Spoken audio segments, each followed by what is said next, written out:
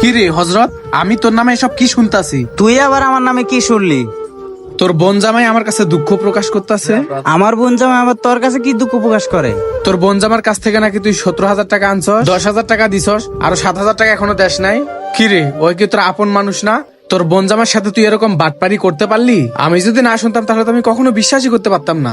তোরে আমি কত ভালো মনে করতাম, কিন্তু তুই যে তোর আপন বোন জামার সাথে এরকম বাটপারি করবি আমি আগে জানতাম না। আমি বাটপার, তুই ঠিকই কইছস। ওই যে আঙ্গুর আব্বাস ভাই আছে না, আব্বাস ভাই, এই আব্বাস ভাই 20,000 টাকার জন্য পুরো এলাকা ঘুরছে, কোনো জায়গায় টাকা পায় আর আমি এই 20,000 টাকা দিছি। তারপরে কি হলো শোন, আব্বাস ভাই আমার টাকা কয়টা দেন না কেন? ও টাকা, তোর টাকাটা তোরা বলছি না কয়েকদিন পরে টাকাটা দিয়ে দিব। আরে ভাই কয়েকদিন কইতে কইতে তো 6 মাস হয়ে গেছে, এখনো তো টাকাগুলো দিতেছেন না।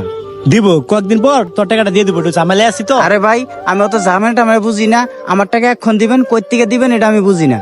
কি রে ভাই, তোর জেনে হেনে টাকা দিয়ে দেবো? বাড়িঘর নাই?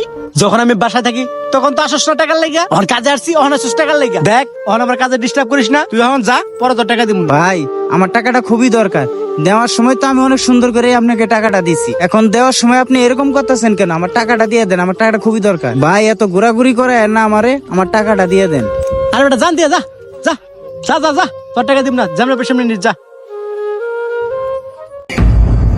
বাইরে শুনলি তো আসল ঘটনাটা, আমি তো এখন নিরুপায় হয়ে গেছি। তুই বল, মানুষের পাশে দাঁড়ানো এটা কি আমার অপরাধ? তুই ঠিকই বলছস। আর ভাই রে, বর্তমানে এই সময়ে মানুষ মানুষের পাশে দাঁড়াতে চায় না, একমাত্র এসবের কারণে। তোরে একটা কথা বলি শোন, মন খারাপ করিস না।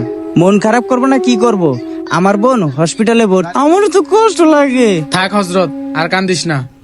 আর শোন, এখন আমি তোরে কিছু টাকা দিয়ে দিতেছি, তুই এই টাকা নিয়ে তোর বোনের চিকিৎসা কর। আর তোর টাকা কি করে আদায় করতে হয় ওইটা আমি দেখবো। এখন আমি তোরে কিছু টাকা দিয়ে দিতেছি, ওই টাকা নিয়ে তুই তাড়াতাড়ি হসপিটালে যা। আমার কথা বুঝতে পারছস? তুই তাড়াতাড়ি হসপিটালে যা। তাহলে তুই ওই টাকাটা উদ্ধার করবি কিভাবে? ওইটা নিয়ে তুই কোনো টেনশন করিস না। শোন,